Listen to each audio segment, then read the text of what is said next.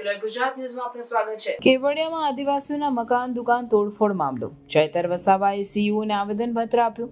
પુરાવા ધરાવતા અસરગ્રસ્તોને 6-7 દિવસમાં વળતર આપવાનું આશ્વાસન। સ્ટેચ્યુ ઓફ યુનિટી સામે આવેલ દુકાનો અને મકાનો નર્મદા નિગમ અને સત્તામંડળ દ્વારા બુલડોઝર ફેરવી તોડી નાખવામાં આવ્યા હતા, જેને કારણે આદિવાસી સમાજમાં ભારે રોષ ફેલાયો છે। ચૈતર વસાવાએ આજે સીઈઓને આવેદનપત્ર આપ્યું, જેમાં તંત્ર દ્વારા પુરાવા ધરાવતા અસરગ્રસ્તોને 6-7 દિવસમાં વળતર આપવાનું આશ્વાસન અપાયું છે।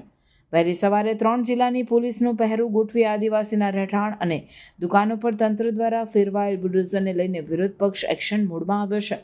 આમ આદમી પાર્ટીના ધારાસભ્ય ચૈતર વસાવા અને કોંગ્રેસના આગેવાનો દ્વારા અસરગ્રસ્તોની મુલાકાત લેવામાં આવી અને સરકાર દ્વારા આદિવાસીઓ પર જે જુલમ ગુજારવામાં આવ્યો છે તેની સામે રોષ પ્રગટ કરી એક આંદોલન 22 તારીખે રાખવાનું નક્કી કર્યું। પોલીસ દ્વારા કાલે સાંજે તંત્ર દ્વારા પરમિશન આપવામાં આવી ન હતી અને પોલીસ દ્વારા નર્મદા જિલ્લાની સમગ્ર બોર્ડર વિસ્તારના પોલીસ તૈનાત કરી દેવામાં આવે છે અને દરેકને તપાસ કરી જવા દેવામાં આવે છે। આગેવાનો, રાજકીય પાર્ટીઓ, સંગઠનોને રાતથી જ ઘરે નજર કેદ કરી દેવામાં આવ્યા હતા।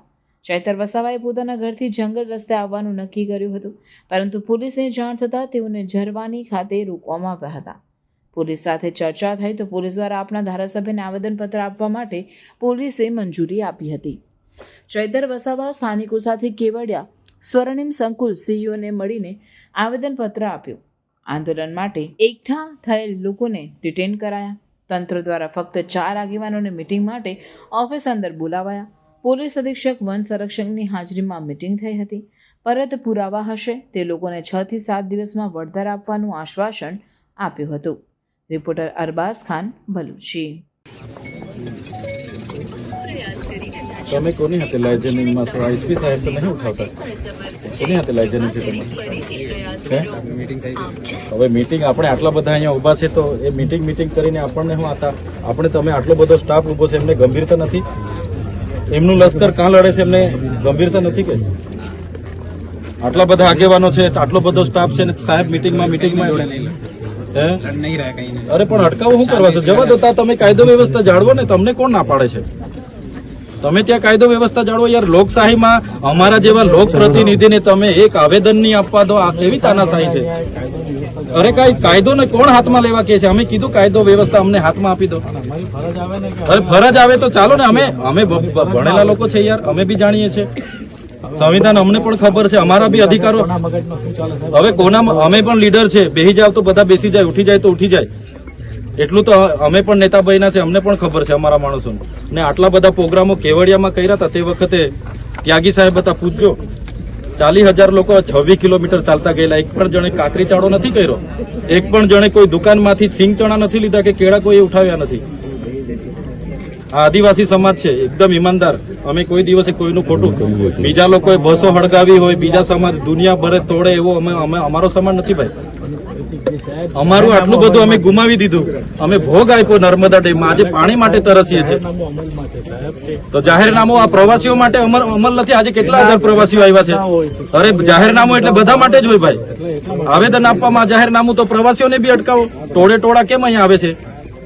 એના માટે જાહેરનામું નથી ના, એમનો ફરવાનો તો અમે ફરવાવાળા માટે છૂટ ને મૂળ માલિકોને અમારે કાયદો બતાવો તમે। ના સાહેબ, આવું બિલકુલ નહીં ચાલે। કાયદો કામ એમને કરવું નથી, અહીંયા માસ્તરો નથી, શાળાના ઓરડા નથી, એ નથી કરવું ને રજૂઆત કરવા જઈએ એટલે હું ગુનો કર્યો છે, અમે આ આવેદન આપવા માટે અમારો અધિકાર નથી? આટલી બધી પોલીસ, 500 પોલીસ અમારી પાછળ, એટલી પોલીસનું શું કામ છે? પણ જનતાના પૈસાનો પગાર મળે છે, એનો ઉપયોગ આવા કામોમાં કરવાનો છે? આપણે કઈ દિશામાં જાય છે આજે દેશ? એટલે સાહેબ તમે વાત કરો, નહીં તો લાવો મેં એસપી સાહેબને મેં વાત કરો, આવું નહીં ચાલે। તમે હું કરવા અમને રોકીને અહીંયા બેસી રહેલા છો?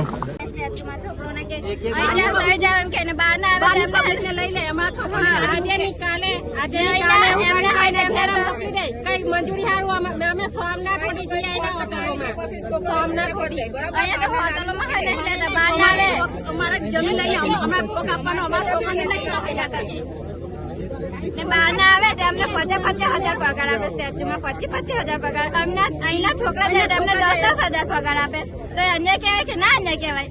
અને અમારી ભૂમિમાં અમને જ અન્યાય કરે। આજે 22મી રોજ તમામ આદિવાસી સમાજના તમામ આગેવાનો અમે ભેગા થઈને અમારે આવેદનપત્ર આપીને જે પણ ડિમોલેશન ગેરકાયદેસર કર્યું છે એના વિરોધમાં અમે આજે ભેગા થવાનું આહવાન હતું. અમે બધા જ કેવડિયા ખાતે હતા. ઘણા લોકોને ડિટેન પણ કર્યા છે, ઘણાને નજરકેદ પણ કર્યા છે. ત્યારે આ અસરગ્રસ્તોની જમીનો આમાં બધી ગઈ છે અને એ લોકોને આજે ઘર તોડી નાખવામાં આવે, એમને ઘરબાર વગરના કરી દેવામાં આવે, ત્યારે અમે સમગ્ર બધા જ લોકોની માંગ હતી કે અમે બધા જ સાથે જઈને રજૂઆત કરીશું. પણ ત્યાંના વહીવટી તંત્ર પ્રશાસને અમને 4 આગેવાનોને ત્યાં મીટિંગ માટે બોલાવ્યા હતા અને 4 આગેવાનો અમે સીઓ સાહેબ જે છે સીઓ શ્રી અરોરા છે એમની ઓફિસે ગયા. ત્યાં પોલીસ અધિક્ષક, વન સંરક્ષક અને તેમની અધ્યક્ષતામાં અમારી મીટિંગ થઈ.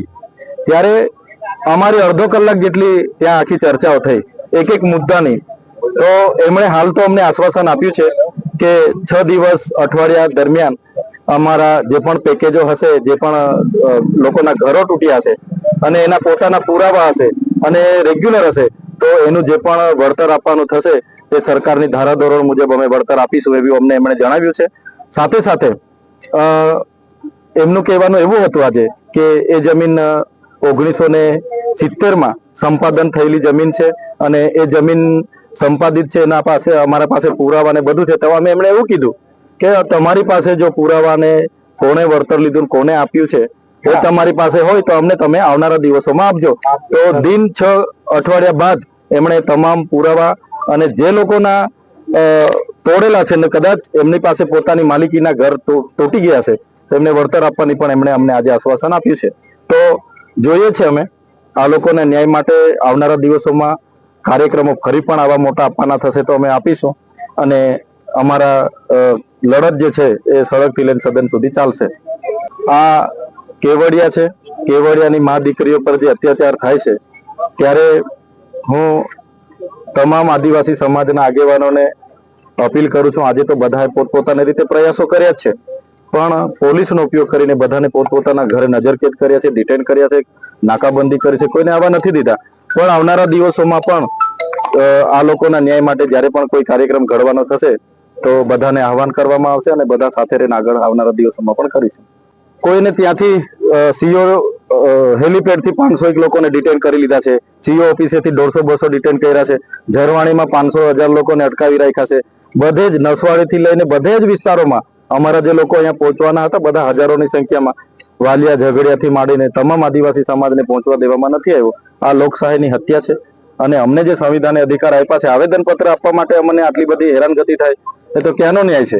અમે રજૂઆત કરવા જઈએ એના માટે અમને પોલીસ અટકાવે. એટલે આ એક તાનાશાહી સરકાર છે, એની સામે અમે લડીશું. સમાચારોની અવનવી અપડેટ્સ માટે જોતા રહો સેક્યુલર ગુજરાત ન્યૂઝ. સાથે સેક્યુલર ગુજરાત ન્યૂઝ ચેનલને લાઇક, શેર અને સબસ્ક્રાઇબ કરો અને બેલ આઇકોન દબાવીને સમાચારોની ઝડપી માહિતી મેળવો.